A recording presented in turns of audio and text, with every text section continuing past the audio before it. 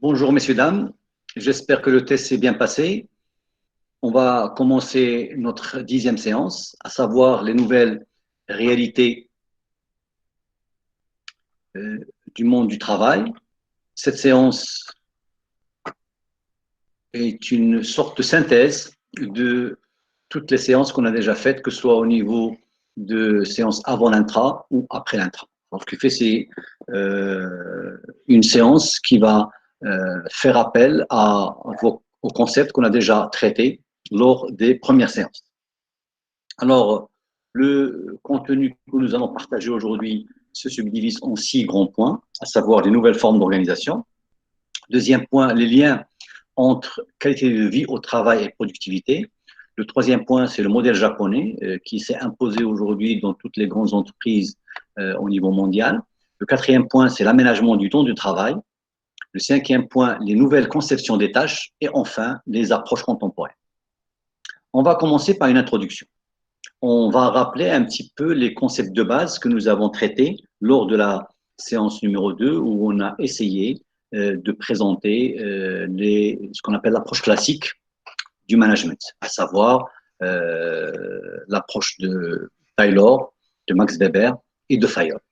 Quels sont les points communs à toutes les entreprises classiques traditionnelles qui ont fonctionné jusqu'aux années 60? L'employé est considéré comme un facteur de production remplaçable. Autrement dit, l'employé est considéré comme une force physique. On ne voit pas en lui une valeur ajoutée, un facteur d'innovation, mais beaucoup plus une force qu'il peut fournir à l'entreprise pour produire telle ou telle pièce. Et bien sûr, on parle ici dans les entreprises industrielles.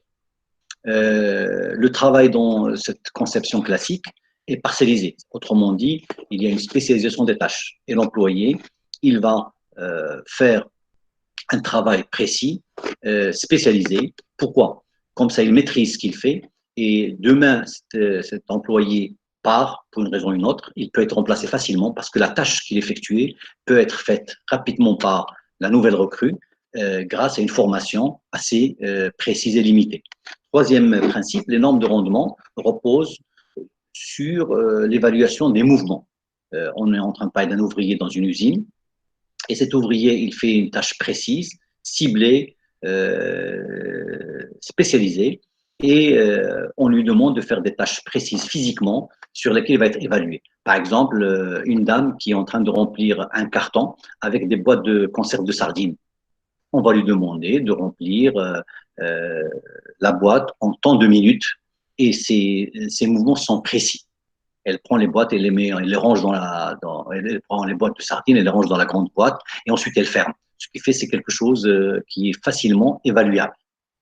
La structure est très hiérarchisée dans cette structure classique. Autrement dit, les employés de base ou les ouvriers ou les techniciens vont exécuter ce que les ingénieurs ou ce que les cadres supérieurs décident. Et enfin, la motivation dépend uniquement de la récompense et de la punition. Il n'y a pas la dimension de la motivation psychologique, la considération, le respect. Autrement dit, tu travailles, tu dépasses le rendement, tu as une prime, tu es en deçà du rendement, tu es sanctionné, et la pire des sanctions, le licenciement. Maintenant, les, les nouvelles formes d'organisation du travail, le nouveau management, à partir des années 60, 70, et plus précisément à partir des années 90, dans le contexte de l'ouverture des frontières et la compétitivité qui va devenir plus accrue, les entreprises vont se renouveler, vont se réinventer pour pouvoir affronter cette compétition internationale. Et là, on va voir tout simplement la comparaison entre deux structures. La structure classique qui est à gauche, la structure nouvelle qui est à droite. Regardez la structure classique, il est pyramidal, autocratique, c'est-à-dire c'est le haut qui commande et le bas il exécute. Beaucoup de rivalité pour occuper les postes de promotion.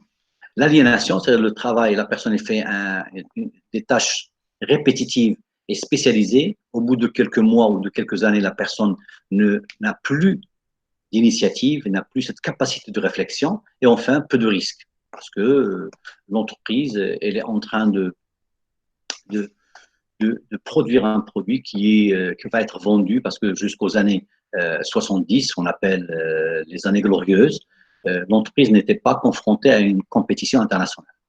Maintenant, à droite, l'entreprise est appelée à se réinventer. Autrement dit, il est appelé à compter beaucoup plus sur la ressource humaine. Et là, dans ce cas-là, dans la deuxième forme d'organisation, ce qu'on appelle les organisations modernes, c'est la ressource humaine qui est au centre. Et regardez, la structure devient plus aplanie, il y a moins de strates hiérarchiques. Au lieu de trouver la direction générale, les cadres supérieurs, les cadres, les agents de maîtrise, le technicien spécialisé et le technicien, on va trouver moins de strates, on va trouver moins de paliers. Ensuite, on va demander à tous les employés de participer à la valeur ajoutée, à améliorer le produit. Il n'y a pas seulement les ingénieurs ou les cadres supérieurs qui sont appelés à participer à la décision. Ensuite, on va demander à l'entreprise moderne de plus de collégialité, plus de collaboration, parce que le travail d'équipe va donner plus de fruits que le travail individuel ou le travail à la chaîne. Plus d'engagement. Les gens ne sont plus de simples salariés, mais ils sont des parties prenantes de l'entreprise. Et enfin, le couronnement de cette approche, l'innovation. On ne va plus considérer l'employé comme une simple force physique, mais on va la considérer également comme une force de proposition, grâce à l'innovation, à l'initiative et bien sûr à la force de proposition. Alors, je reviens vers vous pour voir est-ce que vous êtes avec moi. C'est bon, vous arrivez à me suivre? Des questions? Par chat ou par micro comme d'habitude? Ça va? Très bien. Alors, s'il vous plaît, vous marquez votre présence par présent, présent, présent, s'il vous plaît.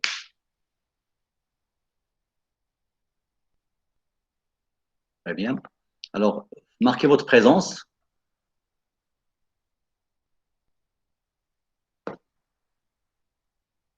Alors, je continue, alors que vous êtes en train de continuer à marquer votre présence, s'il vous plaît.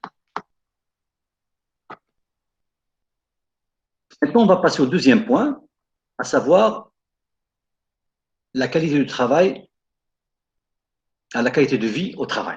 Je suis sûr que vous avez déjà entendu parler de ce concept.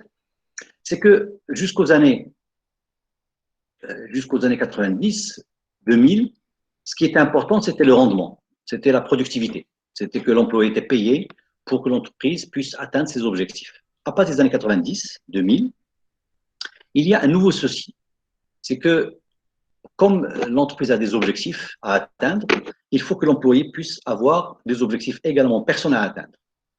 Et parmi les objectifs à atteindre, c'est la qualité de vie au travail. Autrement dit, il faut que l'employé, une fois qu'il est dans l'entreprise, puisse être heureux. Et c'est là où on commence à parler de qualité de vie au travail, là où on commence à parler de bien-être. Il faut que l'employé, dans le cadre de son travail, durant les 8 heures qu'il passe à l'entreprise, puisse vivre pleinement. Et là, on commence à parler de satisfaction. On va parler. Regardez la figure 12.2 que vous avez dans votre ouvrage pédagogique.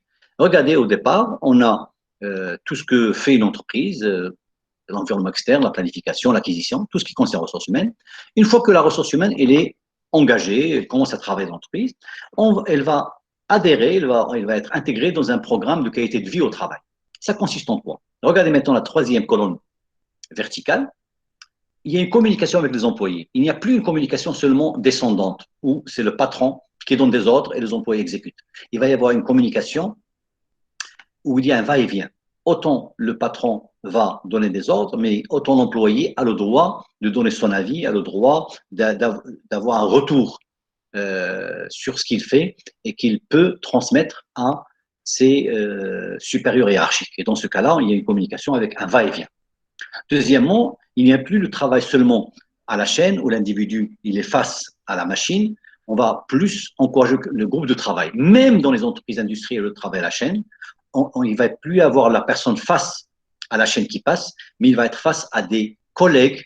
Il va y avoir la chaîne au milieu. Il y a des groupes de 4, parfois voire des 6 autour de la chaîne. Et comme ça, il y a un travail de groupe. Il y a une complémentarité entre les personnes. Troisième élément, cercle de qualité. On va mettre en place des cercles de qualité sur lesquels je vais revenir dans les points suivants. On va même restructurer l'organisation de travail. Et là, regardez, on parle de théorie de gestion Z qu'on va détailler un peu plus tard. Et on parle de participants de décision. Les employés ne sont plus des exécutants seulement, ils ont droit à la parole. Tout simplement, imaginez, nous sommes dans une usine qui fabrique, par exemple, des voitures. Auparavant, ce sont les ingénieurs en chef, le directeur de production, directeur d'usine, qui prennent les décisions pour améliorer telle ou telle pièce. Dans la nouvelle conception du travail, à partir des années 90, on va revenir à l'employé, celui qui fabrique la pièce, celui qui met la main à la pâte, pour lui demander son avis, parce qu'il est le mieux placé pour pouvoir proposer des solutions ou proposer des améliorations. Parce que c'est lui qui vit la fabrication, la production. Autrement dit, il va y avoir un partage d'intelligence entre les ingénieurs ou les classes supérieures et les ouvriers. Enfin, il va y avoir restructuration des postes. Et là, on va revenir sur ce qu'on appelle la restructuration des tâches. Maintenant, tout ça, les bases de ce qu'on appelle la qualité de vie au travail, qu'est-ce qu'il va donner? Il va donner deux fenêtres ou deux résultantes. C'est ce que vous allez voir sur les deux fenêtres qui sont à votre droite. Productivité et objectif, l'entreprise va gagner. Elle va atteindre ses objectifs. Il y aura peu d'absentéisme, il va y avoir une meilleure compétitivité, elle va augmenter le rendement. Mais regardez la fenêtre qui est en bas. L'employé, lui aussi, va atteindre ses objectifs en termes de qualité du travail, de bien-être. Il va être plus responsabilisé. C'est une source de motivation et de respect. Il va tirer de la satisfaction de ce qu'il fait parce qu'il va être apprécié par rapport à sa valeur ajoutée à l'entreprise. Il va se sentir plus participatif parce qu'il va donner son avis, il va apporter de la valeur ajoutée. Il va sentir du respect. Et qui dit respect dans l'entreprise, vous vous rappelez, c'était une source de motivation. Et enfin, son rendement va être meilleur. Et dans ce cas-là, l'entreprise va atteindre son objectif, mais l'employé aussi va atteindre son objectif en termes de satisfaction personnelle. Et c'est là, regardez la fenêtre qui est à droite, qui synthétise tout ça, contribution à l'efficacité de l'organisation. On passe maintenant au troisième point, le modèle japonais. Le modèle japonais, vous vous rappelez, on a déjà parlé, tout simplement, dans les années 70 et surtout 80, on va se poser la question pourquoi les entreprises japonaises sont plus performantes. Elles fabriquent des produits de qualité, que ce soit dans le cadre de la mécanique, des voitures, cadre électronique, que ce soit les téléviseurs, les appareils photo, les caméras, les machines et les appareils liés au monde médical, et bien sûr les grands engins des travaux publics. Alors comment ça se fait que ces Japonais sont aussi efficaces, sachant que les chaînes de production, les outils de production sont les mêmes? Et c'est là où beaucoup d'enquêtes vont être menées par des chercheurs américains sur un petit peu le secret de cette réussite. Et qu'est-ce qu'ils vont trouver? Ils trouver que le secret ne relève pas des process de production, ne relève pas des chaînes de production, il relève des ressources humaines, il relève de ce qui se passe dans la tête des managers et des employés japonais. Et regardez, là, je vous ai résumé grosso modo les principes de base de ce modèle japonais. Premièrement, l'apprentissage continu. L'entreprise japonaise croit au principe qu'un employé qui n'est pas formé, qui n'apprend pas continuellement, va être dépassé. Et si l'employé est dépassé, automatiquement, le produit qu'il produit va être dépassé. C'est aussi simple que ça. Et c'est pourquoi, du moment que la technologie, l'informatique est en continuel développement, en continuelle progression, qu'est-ce que je fais? Tous mes employés doivent être au courant de tout ce qui se passe, les derniers développements, les dernières évolutions des technologies. De cette façon, ma main-d'œuvre va être informée, va être formée, et par la force des choses, elle va produire ce qui est de mieux sur le marché. Deuxième principe, mesures incitatives qui ne sont pas centrées seulement sur l'argent, sur la rémunération. Elles vont intégrer la sécurité de l'emploi. Autrement dit, même si l'entreprise est en crise, je ne vais pas mettre les gens à la porte, parce que j'ai garanti l'emploi à mes employés dans les beaux jours, mais en même temps dans les mauvais jours, mais en même temps, je vais faire en sorte que mes employés soient formés, que ce soit des formations certifiantes ou diplômantes. Vous allez me dire, mais c'est quoi la relation entre la formation continue au sein de l'entreprise et la motivation? Mais tout simplement, quelqu'un qui va suivre des séminaires, qui va suivre des certificats, même des diplômes, il va être plus performant. Mais à chaque fois qu'il y a un poste qui se libère, qu'est-ce qui va se passer? Je vais offrir ce poste à la personne qui est la mieux formée et qui est au top de ses connaissances, ses compétences technologiques, tout simplement. Autrement dit, la formation va être un palier de promotion.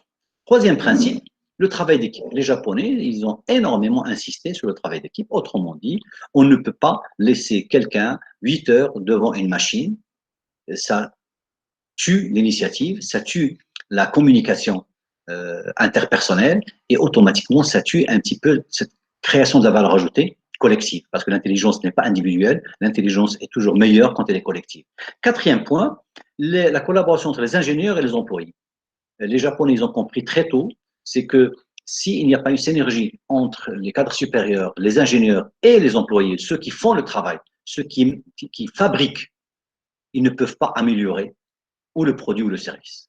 Et ils ont créé cette énergie grâce à quoi? Grâce à des techniques, entre autres le cercle de qualité. C'est quoi un cercle de qualité?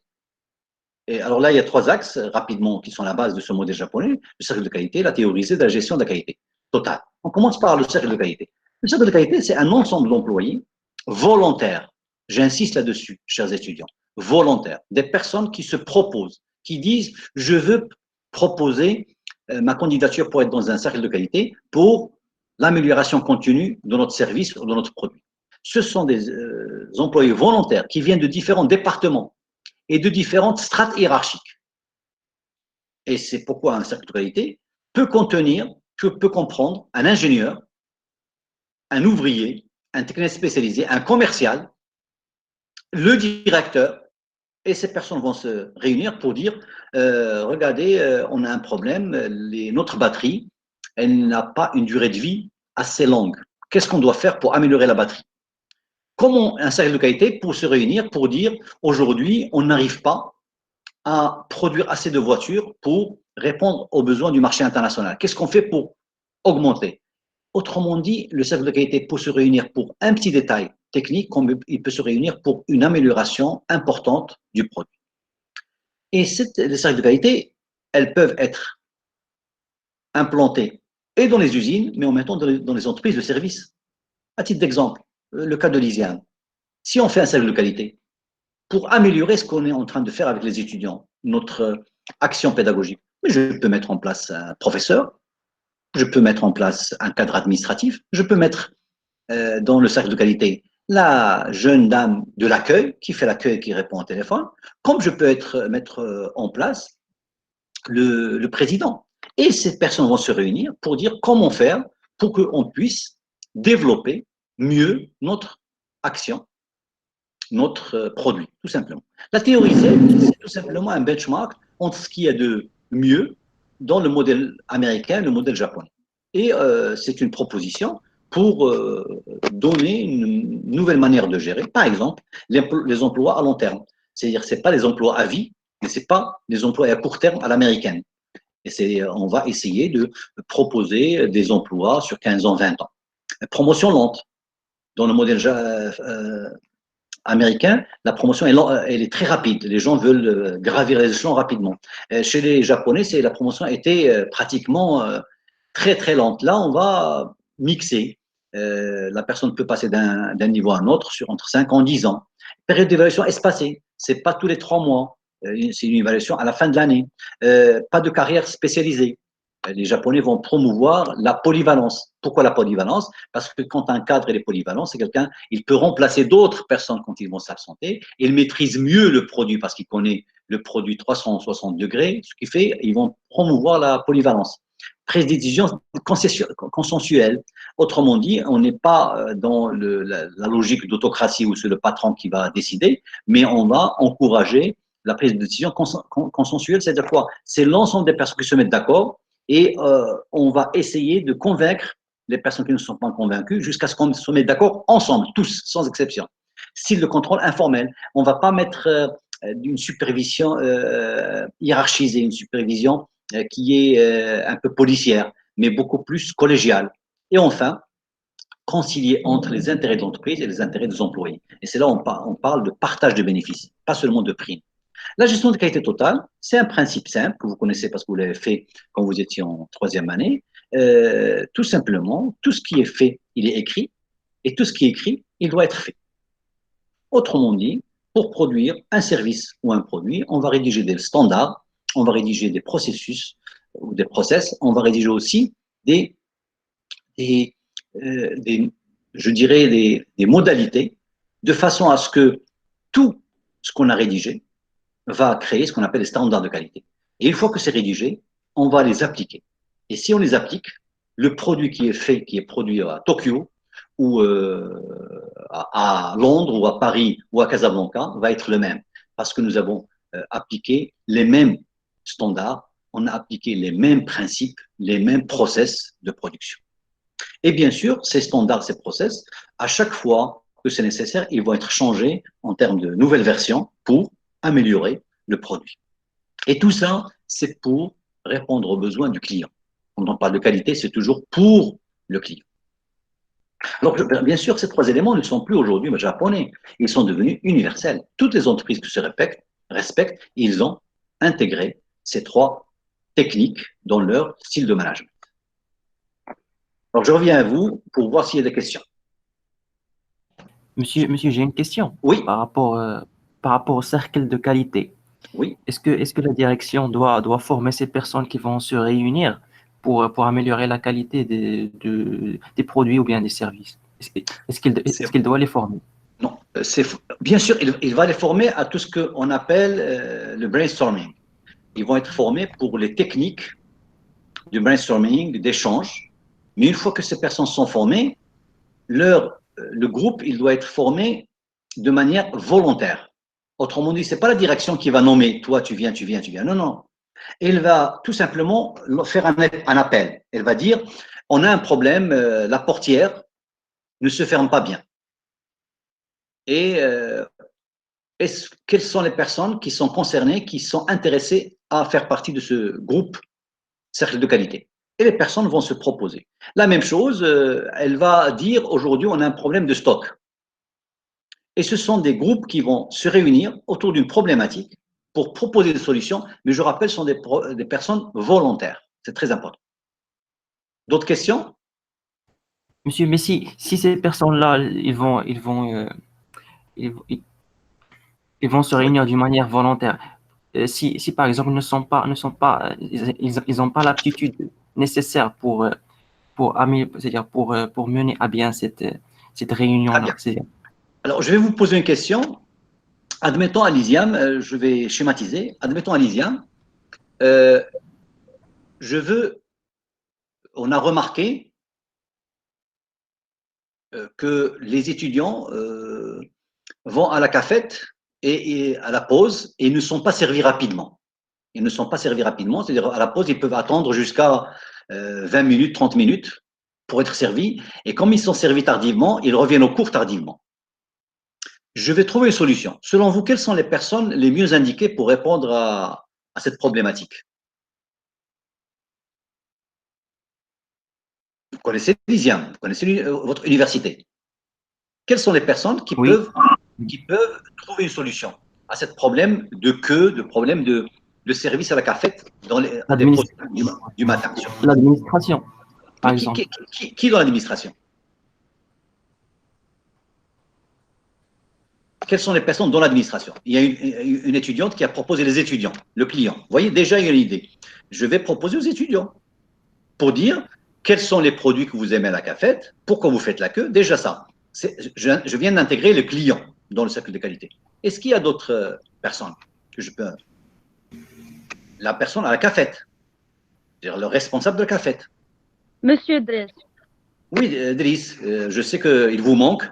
Quoi encore? Le gérant, très bien. Driss, c'est le responsable, mais il y a le gérant, celui qui gère, celui qui a pris. Mais quand vous dites la direction, qui dans la direction? Vous voyez ici, vous êtes en train de dire les parties prenantes. C'est quoi les parties prenantes? Les personnes qui sont impliquées, pas nécessairement uniquement le gérant ou le directeur. Je vais mettre le gérant parce que c'est lui qui va décider en fin de compte, le responsable de la cafette, un ou deux étudiants, mais je peux aussi faire appel à un prof, un simple prof. Un prof qui lui-même. Et enfin, je peux faire appel à un spécialiste de ce qu'on appelle la gestion des opérations et de la production. Un de nos profs alysiens qui fait ce cours. Et ce prof-là, il a le savoir-faire, il a les compétences. Mais l'étudiant, il va me donner des informations sur pourquoi les gens vont à la cafette à cette heure précise. Le responsable de la cafette va nous donner les limites de sa main-d'œuvre. et de ces machines. Et dans ce cas-là, qu'est-ce qu'on va faire? On va mettre notre intelligence ensemble et soyez certains qu'on va trouver la solution. Alors que dans l'approche traditionnelle, il n'y a que le gérant qui va réfléchir et décider. Sauf qu'un cerveau, quel qu'il soit, avec le degré d'intelligence qu'il a, ne peut pas remplacer 5 cerveaux. Est-ce que c'est un peu plus clair maintenant? C'est bon, monsieur. Est-ce qu'il y a d'autres questions? C'est bon? Alors, on passe à la suite.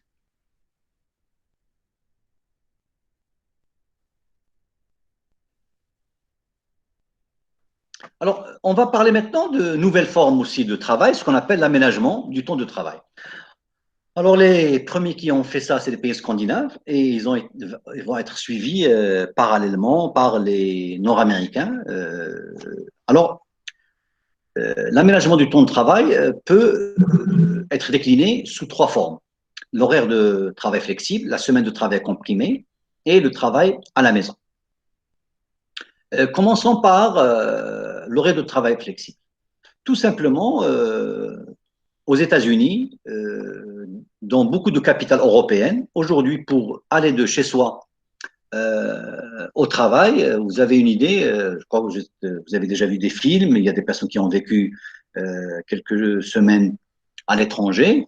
Les embouteillages peuvent vous prendre jusqu'à 2 heures, 2 heures et demie pour aller de chez vous au lieu de travail. Imaginez, chaque jour, la personne fait 2 heures, 2 heures et demie pour y aller et 2 heures, 2 heures et demie pour retourner. Ça fait 5 heures de perdu. Et c'est pourquoi beaucoup d'entreprises vont tout simplement dire pourquoi ne pas permettre à certaines personnes de venir une fois dans la journée. Autrement dit, de venir le matin et de travailler de manière continue jusqu'à 15 heures. Pourquoi 15 heures? Comme ça, la personne va quitter le travail avant les embouteillages. Et on va, au lieu de faire le retour 2 heures, 2 heures et demie, il va le faire seulement en 3 quarts d'heure, 1 heure. La même chose, des personnes qui veulent travailler à mi-temps. Ils vont vous dire, s'il vous plaît, moi j'ai des enfants ou j'ai un projet personnel et je ne veux pas travailler chez vous à temps plein. Je vais travailler à mi-temps, mais je ne suis pas dérangé que mon salaire soit, bien sûr, réduit.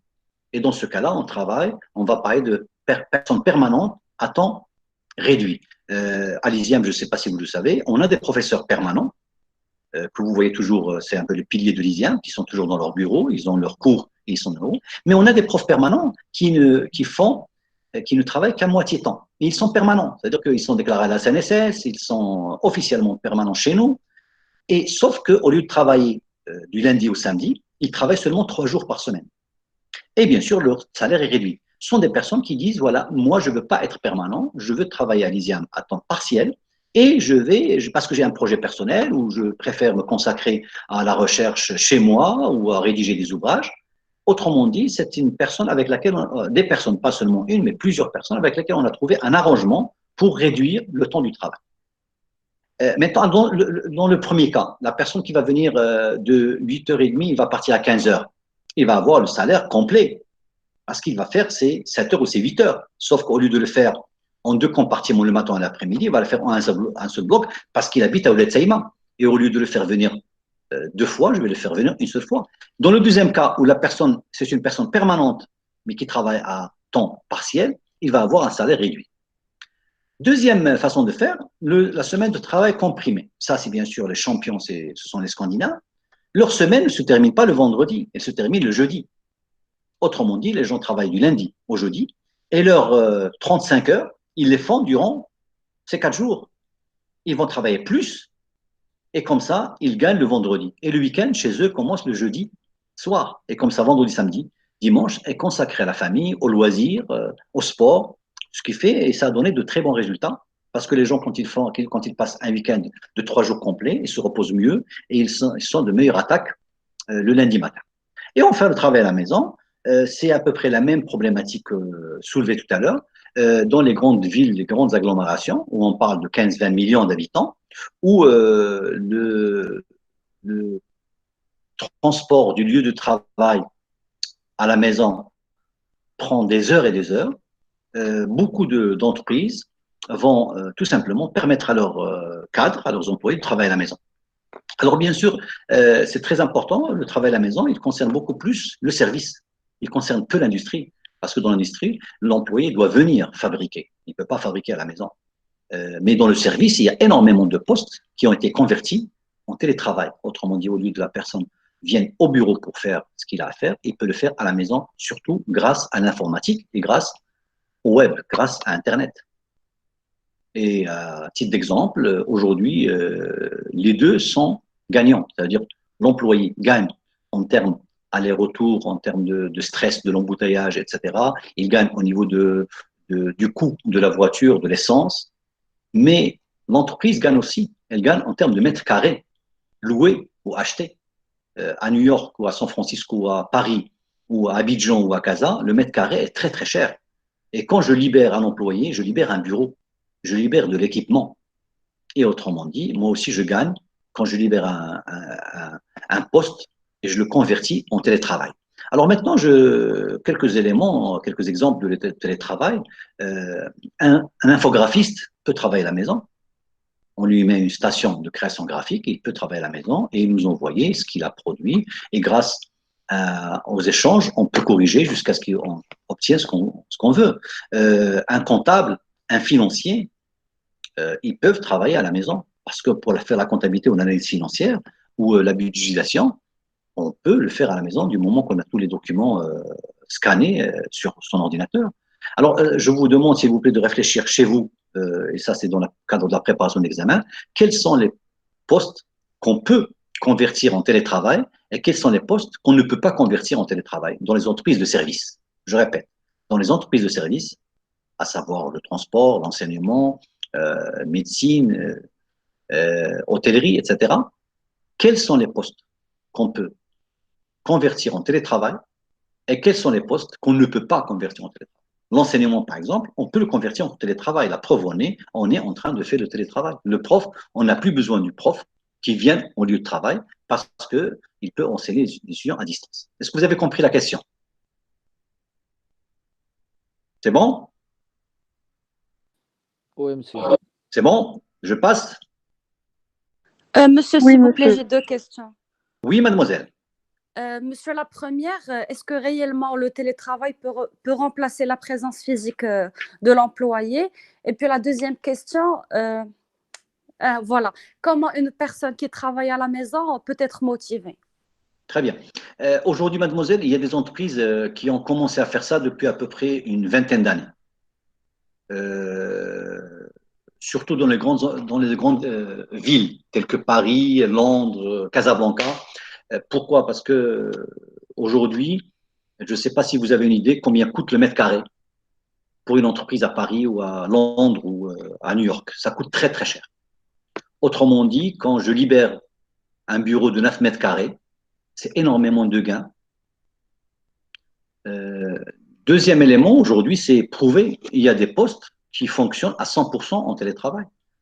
Pourquoi? Parce que pourquoi j'ai besoin de faire le face-à-face en présentiel?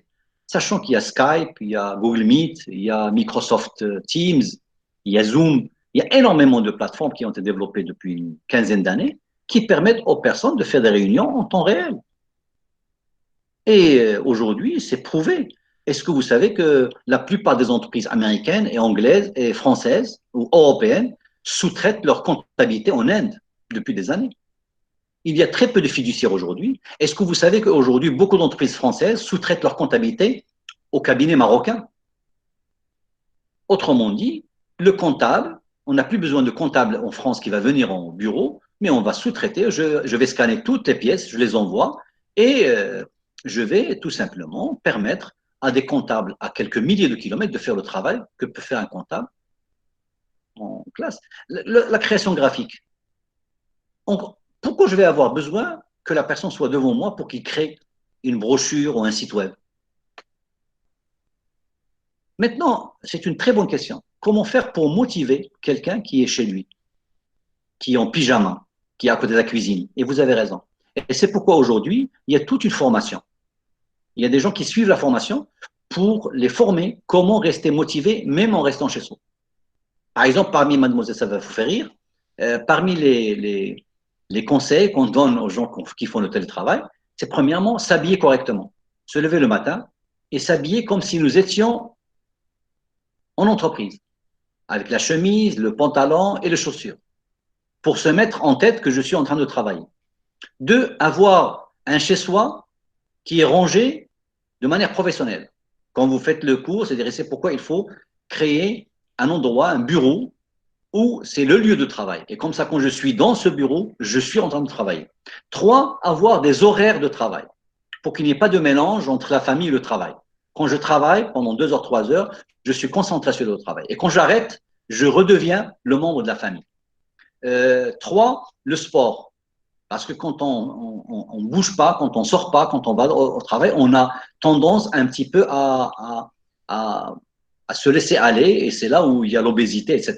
Peut-être que vous avez remarqué dans cette période de confinement, si on ne fait pas attention, on risque de prendre quelques kilos. Alors tout ça, aujourd'hui, il y a un coaching, il y a une formation pour que la personne qui fait le télétravail se motive, soit préparée psychologiquement à donner le meilleur de lui-même. Sinon, on risque de se laisser aller et un petit peu avec la tentation de la télé, Netflix, la famille, la cuisine qui est à côté, on risque de ne pas faire son travail correctement. Mais l'entreprise, de son côté, doit veiller à évaluer le rendement régulièrement. Comme ça, on ne va pas oublier la personne qui est loin de nous. Est-ce que c'est plus clair, mademoiselle? Oui, monsieur. J'ai une dernière question. Bon, suite à votre expérience, monsieur, est-ce que vous préfériez le travail à la maison ou bien le travail à l'université? Et pourquoi? C'est une très bonne question. Alors, peut-être que vous ne le savez pas, l'ISIAM, elle est toujours ouverte. Moi, je vais pratiquement tous les jours à l'ISIAM. Parce qu'il y a certaines choses qu'on ne peut pas faire à distance. L'enseignement, on le fait à 100% à distance.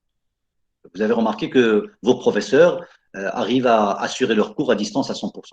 Mais il y a certaines choses qui relèvent de l'administratif, qui ont besoin d'être sur place pour des prises de décision.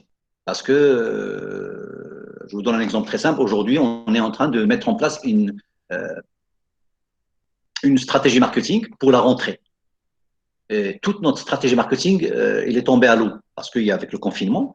Et là, on a besoin de brainstorming, on a besoin de réunions, on a besoin parfois de documents, on a besoin, et c'est pourquoi quand on se réunit, bien sûr, on respecte les normes sanitaires, et c'est pourquoi régulièrement, on a des réunions pour décider, parce que il y a des décisions tellement importantes qu'on a peur de ne pas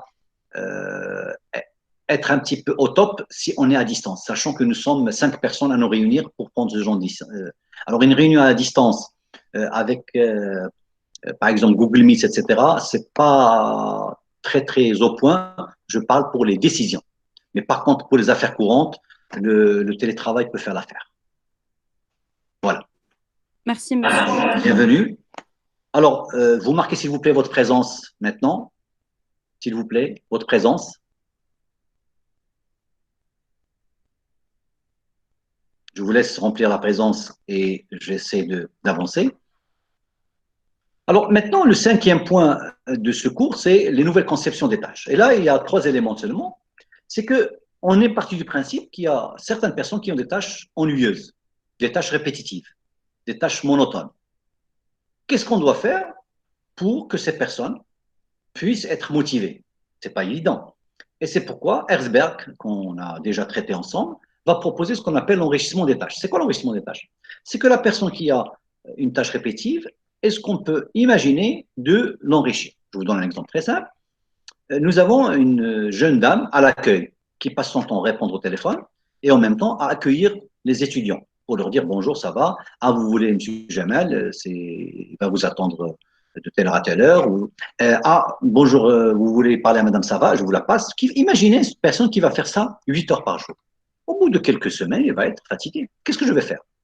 Je vais lui demander de me faire un travail où il va me donner de son initiative, où il va être créatif. Je lui dis, s'il vous plaît, est-ce que vous pouvez faire un tableau où vous allez mettre en place toutes les raisons pour lesquelles les étudiants viennent à l'ISIAM, à l'administration.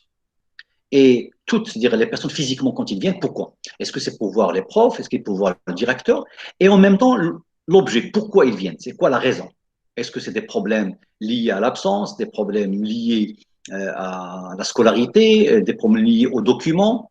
Et pour qu'on puisse voir quels sont les problèmes qu'on a et qu'elle me les donne pour qu'on puisse réfléchir ensemble à comment les résoudre. Comme ça, on ne va pas laisser les étudiants venir à l'administration, on va essayer de les résoudre en amont. Par exemple, quelqu'un qui vient pour demander où se trouve le bureau.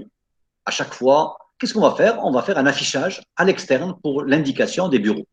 Et en même temps, je vais lui demander le même travail pour les réponses au téléphone. Elle va me dire, je vais lui dire quelles sont les réponses, les questions, quand on te pose des questions, pourquoi on t'appelle au téléphone. Et si je trouve qu'il y a une personne à l'administration qu'on appelle régulièrement, une vingtaine, trentaine de fois par jour, pourquoi ne pas proposer qu'on lui donne une ligne directe? Et comme ça, le standard, il ne va pas être surchargé. Et comme ça, qu'est-ce que je viens de faire avec cette dame? Je viens d'enrichir sa tâche. Un prof, imaginez un prof qui, ça fait 20 ans, qui fait le même cours de comptabilité.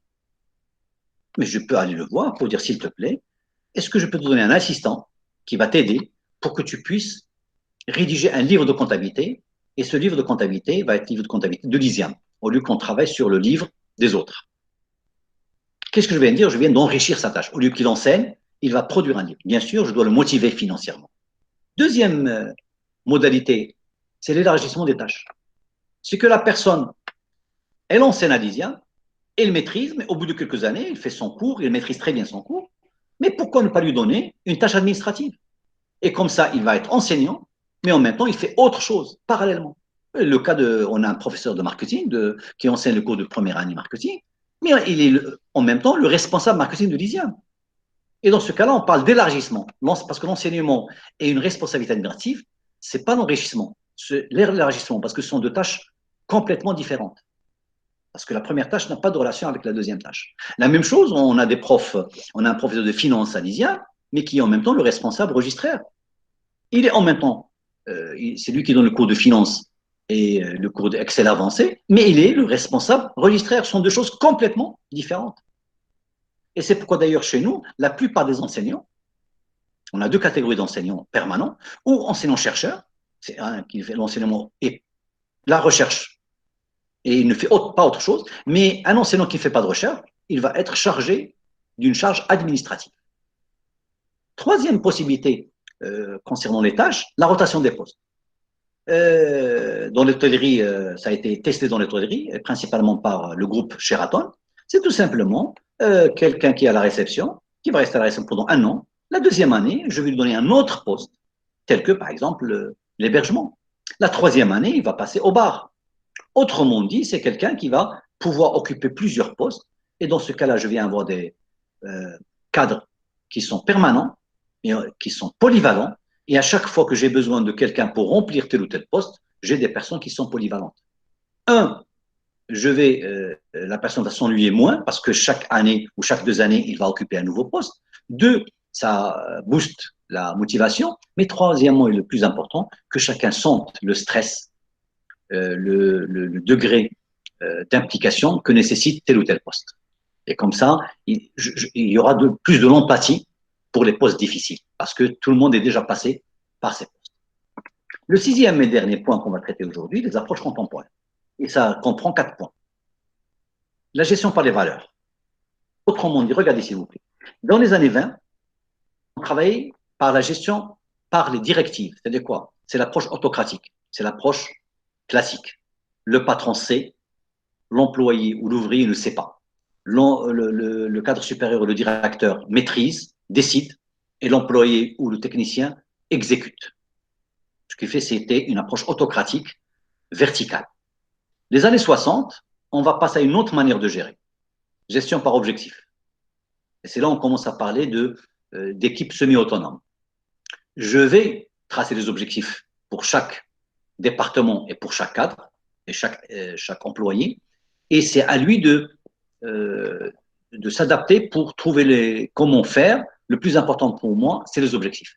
Et quand les objectifs sont maîtrisables, sont réalisables, ça motive. Mais dans les années 2000, à partir des années 2000, on va aller vers une nouvelle façon de faire. On va garder la gestion par objectif, mais on va ajouter une couche gestion par les valeurs. Vous allez me dire, monsieur, mais ça consiste en quoi les valeurs? Mais on a déjà parlé de ça, ce qu'on appelle la culture organisationnelle.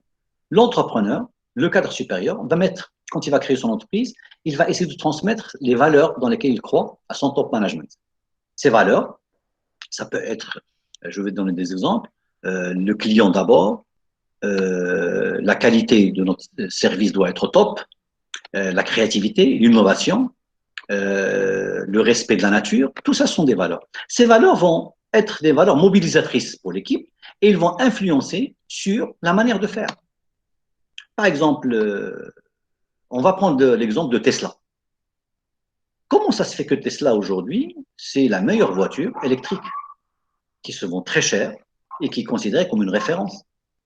Alors que Tesla n'a commencé à travailler, l'entreprise Tesla a commencé à travailler sur les voitures électriques que tardivement, comparativement à Honda ou à Toyota, ou même à Renault. Comment ça se fait qu'en quelques années, cette entreprise, son patron, le jeune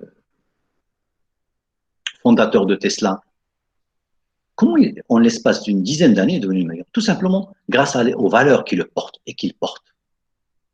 Par exemple, Tesla, c'est quelque chose d'assez intéressant. Est-ce que vous savez que Tesla a décidé, l'entreprise Tesla a décidé, grâce à son patron, Musk, ils ont décidé à chaque fois qu'ils créent ou qu'ils trouvent un brevet, un brevet qui va sauvegarder la nature, qui va participer à l'écologie, ils vont le partager avec l'humanité, ils vont partager avec les autres industries automobiles. Cette valeur, le partage du savoir pour protéger la nature, tout simplement cette valeur va attirer les meilleurs ingénieurs du monde. Tout ingénieur qui est très bon, mais qui aime la nature, qui aime l'écologie, va vouloir travailler chez Tesla. Et cette même valeur, protéger la nature, c'est elles qui vont les pousser à fabriquer des fusées écologiques. Tesla, ils ont fabriqué des fusées qui peuvent partir dans l'espace, mais au lieu qu'ils soient jetés dans l'océan et polluer l'océan, cette fusée revient sur Terre et elle est récupérée. Et comme ça, l'entreprise gagne des millions de dollars parce que la fusée elle est récupérée, elle peut être réutilisée, mais en même temps, elle protège l'océan. Regardez, cette valeur de protéger la nature a poussé les ingénieurs à réfléchir à récupérer la même fusée pour qu'elle puisse atterrir à nouveau et qu'elle soit réutilisée une deuxième fois. Et cette logique-là, c'est ce qui explique ce schéma que vous avez dans l'ouvrage pédagogique. Au départ, on a les valeurs. Ces valeurs vont influencer sur la mission, la raison d'être, pourquoi j'ai créé cette entreprise, et sur cette vision. La même valeur, protéger la nature, va créer et la voiture Tesla, mais en même temps la fusée Tesla.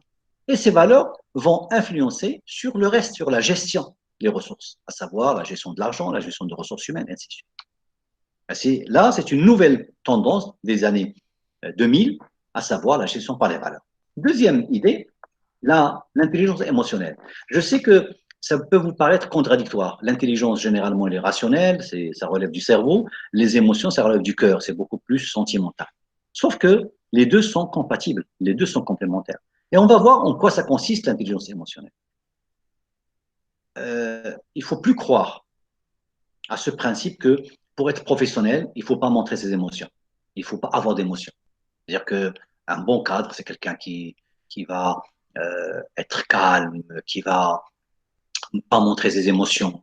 Être professionnel, c'est quelqu'un de froid. Non. Être professionnel, c'est tout simplement, c'est être humain. Et parce qu'on ne peut pas évacuer, on ne peut pas écraser nos émotions. Par contre, on peut les gérer. Et c'est pourquoi le premier principe de l'intelligence émotionnelle, c'est être conscient de ses émotions, connaître ses émotions. Tout simplement, c'est une question que je vous pose, chers étudiants. Est-ce que vous savez comment vous êtes quand vous êtes énervé? C'est quoi vos réactions quand vous êtes énervé? Physiquement, comment vous êtes? Est-ce que vous savez comment vous êtes quand vous êtes triste? C'est quoi vos réactions quand vous êtes triste? Quand vous êtes angoissé? Quand vous êtes stressé? Regardez combien j'utilise d'émotions. Et ce sont des émotions assez proches. Quand je suis triste, comment je suis? Quand je suis angoissé? Angoissé, ce n'est pas la même chose que stressé. Angoissé, stressé, ce n'est pas la même chose que anxieux. Anxieux, ce n'est pas la même chose que peureux, j'ai peur. Vous voyez? Alors tout ça, je suis en train de me poser la question, quelles sont mes émotions dans telle ou telle situation et comment ces émotions se manifestent physiquement, au niveau des mains, au niveau du visage, au niveau de la sueur. Une fois que je connais mes émotions et comment elles se manifestent, je passe à la deuxième étape. Comment maîtriser mes émotions? Quand je suis stressé, qu'est-ce que je dois faire pour gérer mon stress? Quand je suis angoissé, j'ai peur de l'inconnu, comment je dois faire pour gérer mon angoisse?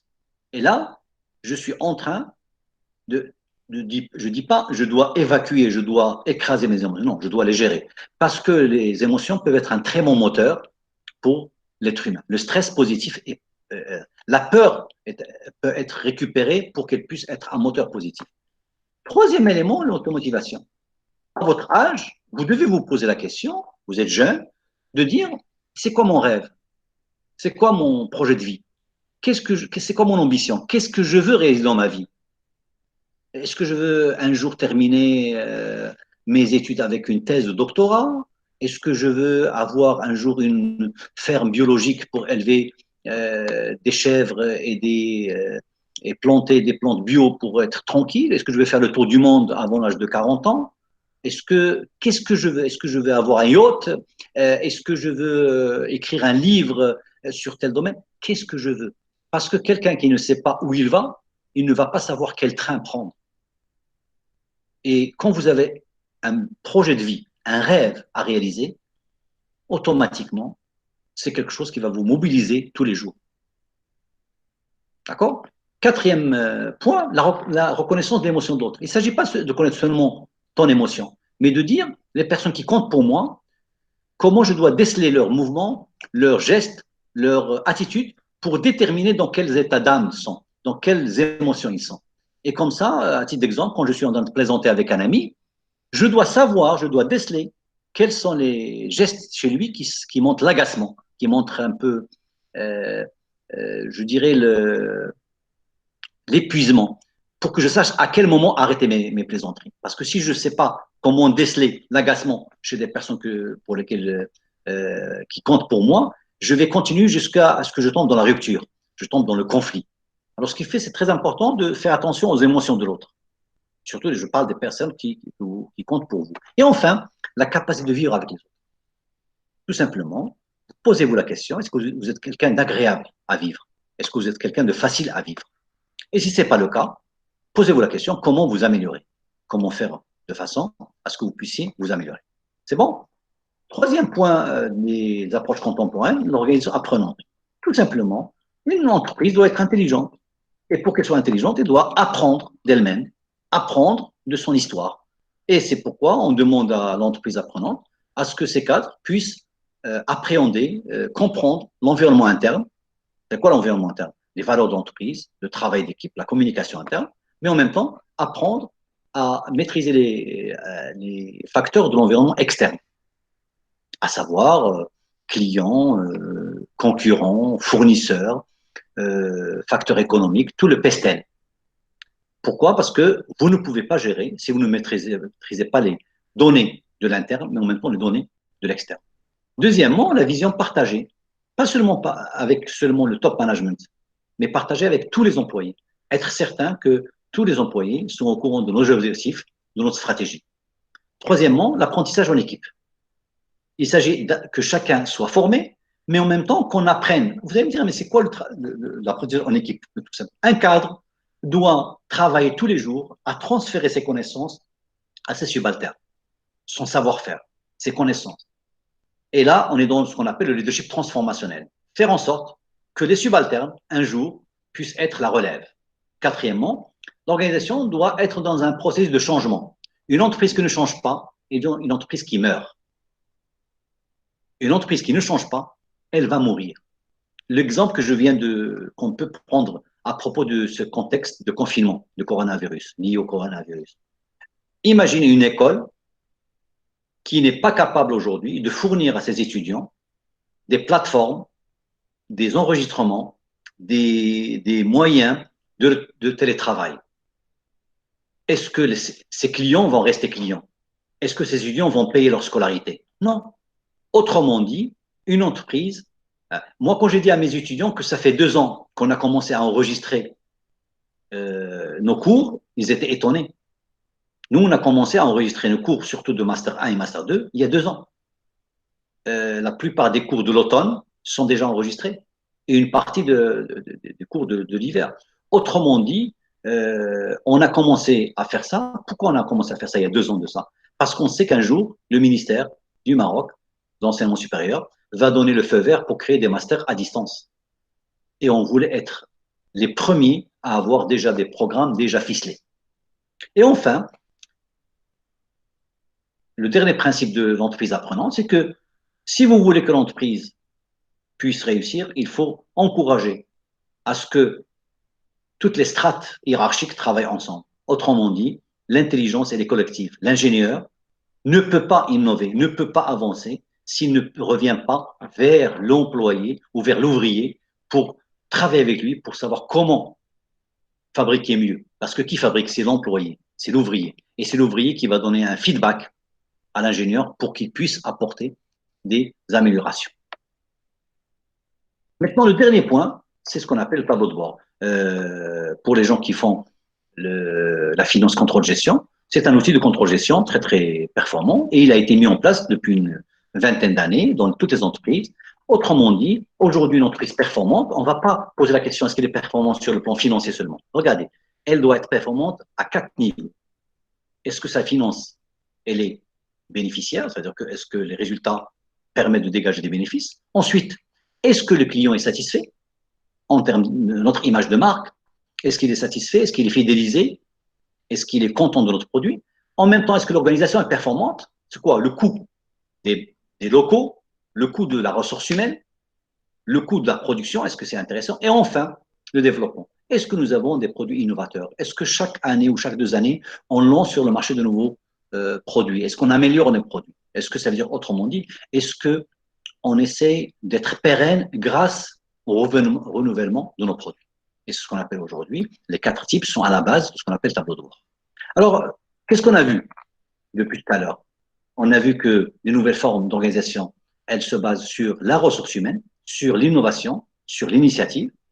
Ensuite, la qualité de travail, la qualité de vie au travail, c'est le bien-être qu'on garantit à l'employé. Et s'il y a une qualité de vie, l'employé va être satisfait, il va être heureux. Et s'il est heureux dans le travail, il va être plus performant. On a vu les modèles japonais qui se basent sur les 3 principes de base, à savoir les circuits de qualité, la gestion de qualité totale et la théorie Z. On a vu l'aménagement du temps de travail qui se décline en 3 formes, à savoir l'enrichissement, plutôt le temps flexible de travail, c'est-à-dire travailler à mi-temps par exemple, ou l'agglomération de la semaine comprimée. Autrement dit, l'entreprise, la semaine, au lieu qu'elle soit composée de 5 jours, de travail, c'est seulement 4 jours, du lundi au jeudi. Et on a également parlé de le télétravail. Autrement dit, certains cadres ou certains employés, au lieu de venir sur le lieu de travail, peuvent travailler chez eux. Les nouvelles conceptions de tâches, on a dit qu'aujourd'hui, à cause de l'ennui ou la monotonie de certaines tâches, on propose 3 types de formes de nouvelles tâches, à savoir l'enrichissement des tâches, l'élargissement des tâches ou la rotation de postes. Et enfin, les approches contemporaines qui se déclinent en 4 points, à savoir la gestion par les valeurs, qu'on appelle la culture organisationnelle. Ensuite, gestion par les valeurs. Alors, j'espère que la dimension de l'intelligence émotionnelle, organisation apprenante, et enfin, le concept de tableau de bord prospectif. Est-ce qu'il y a des questions, chers étudiants?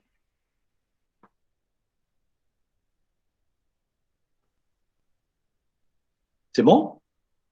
Oui, monsieur Cissé. Est-ce qu'il y a une question?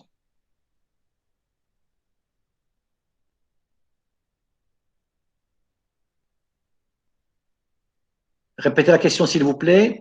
Alors, monsieur, si on faisait le lien entre formes de travail occidentaux en passant par l'Asie avec l'Afrique, vu que le modèle est spécifique à chaque culture. Très bien. Monsieur Cissé, aujourd'hui, vous avez raison de poser cette question. On ne peut pas aujourd'hui parler de modèle qui est importable, c'est-à-dire qu'on va l'importer et on va le mettre en place tel qu'il est. Impossible. Impossible. Et c'est pourquoi, à chaque fois qu'il y a une technique, un modèle de fonctionnement, on doit l'importer, on doit l'évaluer, le diagnostiquer, avant de le mettre en place. pour qu'ils puissent être adaptables avec notre culture, nos spécificités. Par exemple, le télétravail aujourd'hui, il y a des entreprises à Casablanca, il y a des entreprises, surtout dans les grandes villes, où il y a le télétravail. Maintenant, moi, je suis pour le télétravail, mais avec des réunions régulières sur le lieu de travail, pour que la personne puisse garder ce lien avec l'entreprise. Tout à l'heure, je vous ai dit que nous avons engagé des profs qui sont très bons, mais qui ne veulent pas travailler chez nous à temps plein, parce qu'ils ont des projets personnels. Il y a des personnes chez nous qui travaillent, qui sont permanents, mais à temps partiel, c'est-à-dire qu'ils travaillent à mi-temps. Mais ils sont permanents. Quand je dis permanents, ils sont déclarés à la CNSS. Quand on les envoie au ministère, on les envoie comme quoi ils sont des permanents.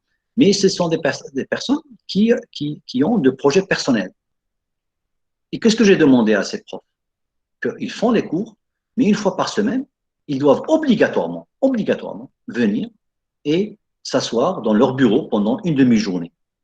Et c'est là où ils vont voir les étudiants, voir l'administration, etc.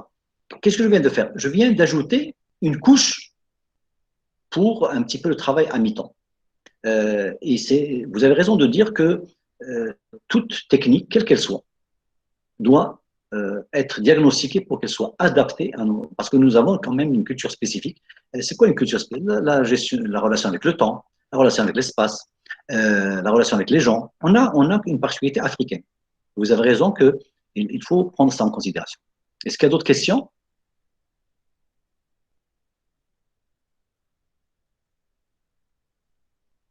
C'est bon?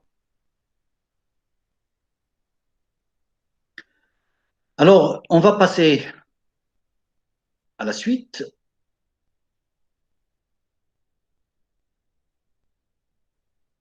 Est-ce qu'il y a des étudiants qui n'ont pas de thème d'exposé ou qui n'ont pas de groupe jusqu'à maintenant? Monsieur, on n'a pas de thème. Je vous ai envoyé ça hier. J'ai envoyé ça hier à 23 h sur votre boîte. Monsieur, j'ai une question. Oui. S'il vous plaît, monsieur, concernant l'étude de cas, on a le sujet de team building. Alors, comment on va faire? Car elle était prévue que la science va être au terrain.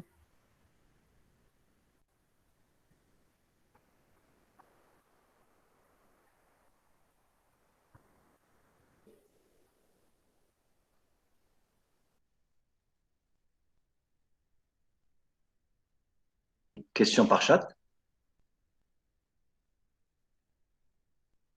Non, c'est bon. Alors, je continue, s'il vous plaît. Les personnes qui n'ont pas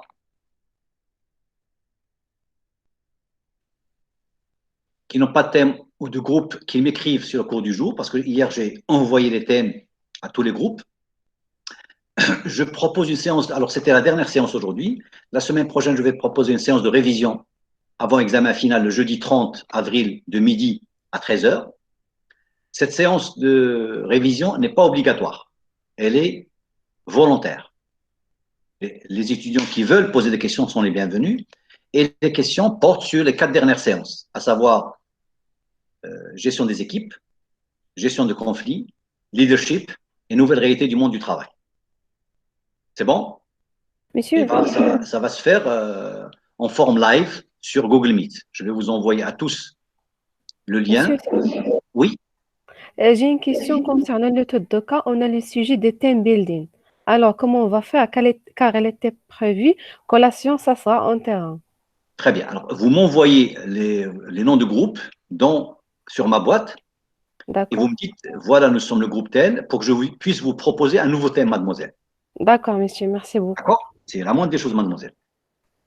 Alors, c'est bon pour la séance de révision. Et la remise des vidéos des exposés doit être envoyée sur ma boîte, le jeudi 7 mai avant minuit. Monsieur, Oui. nous aussi, on a l'évaluation de prof.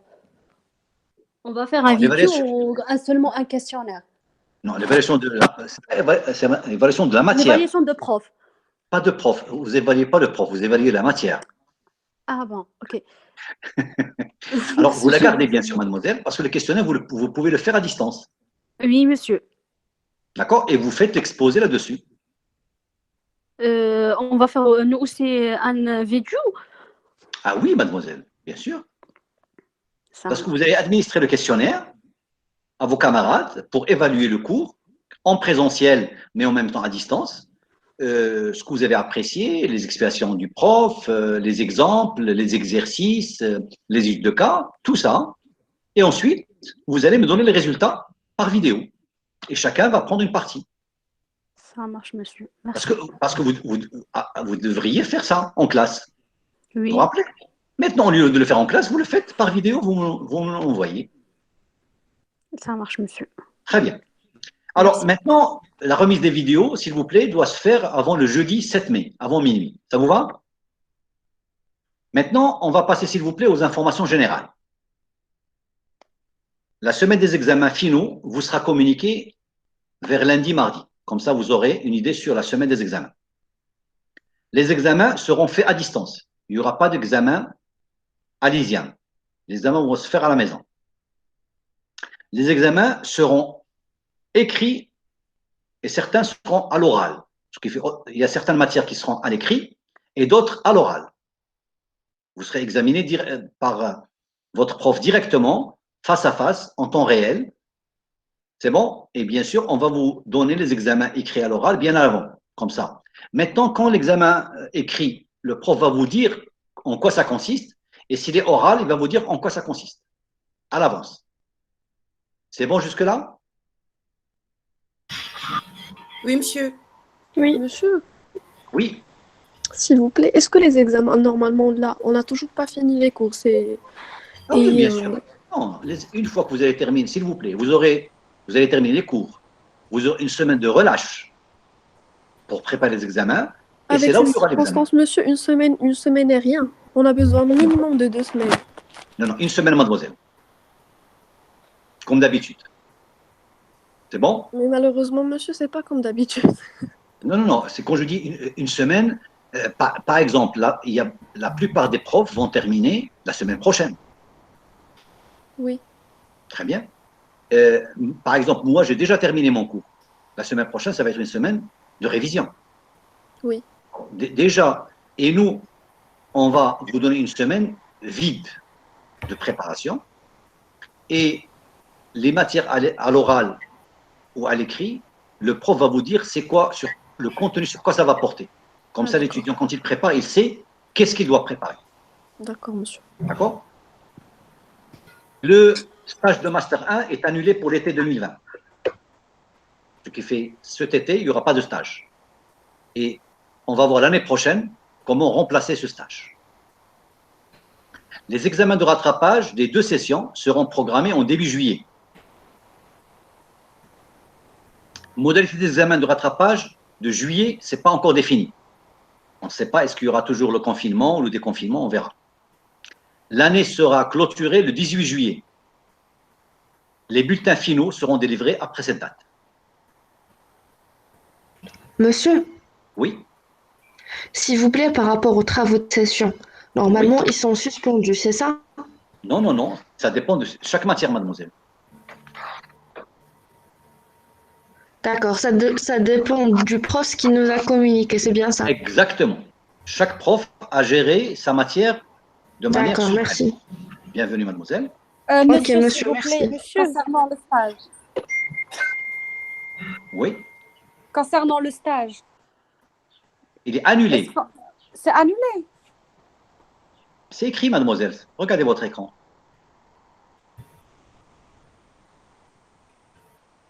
Monsieur, Oui.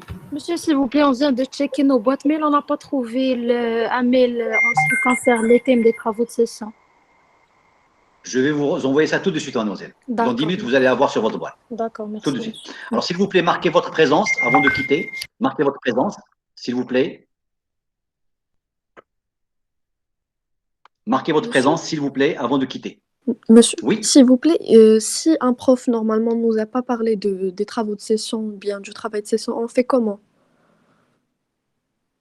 S'il n'y a pas de travail de session, il n'y a pas de travail de session, mademoiselle. Donc, s'il n'y a pas eu de discussion, bien de quoi que ce soit, donc il n'y a pas de travail de session. C'est-à-dire, un prof qui avait un travail de session et jusqu'à maintenant. Alors, sinon, s'il vous plaît, si vous voulez être sûr, écrivez à Madame Safa. Madame D'accord, Safa, dans le syllabus, il y avait un travail de session. Et là, le prof ne nous parle pas de ça. Est-ce que le travail de session est maintenu? d'accord, monsieur, merci. Comme ça, Monsieur, on a toujours un problème avec l'assistante pédagogique parce qu'elle répond jamais à nos mails. Personnellement, elle répond jamais à mes mails. Un jour, il y avait une annonce concernant un examen final de commerce international. Donc, et puis, c'était pas précisé, je pense, si c'était nous ou bien cours du soir.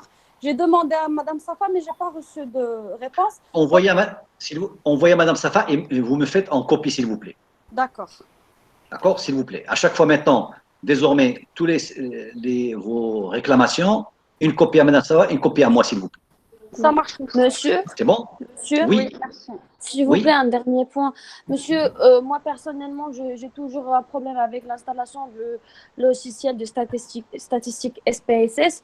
Et c'est pareil pour quelques collègues, ils n'arrivent pas à le télécharger. Comment on va faire, monsieur?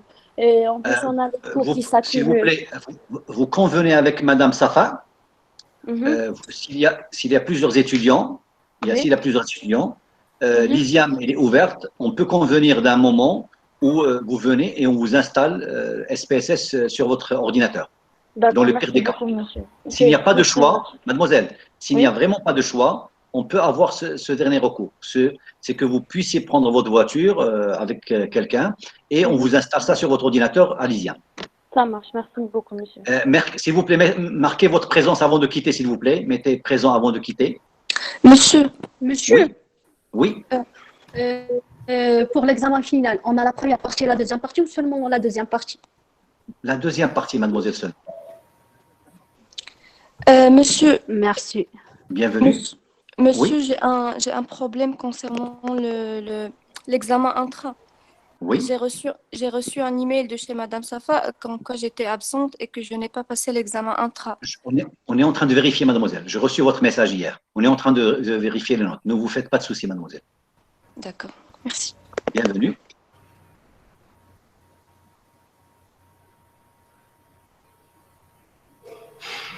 Marquez votre présence avant de quitter, s'il vous plaît.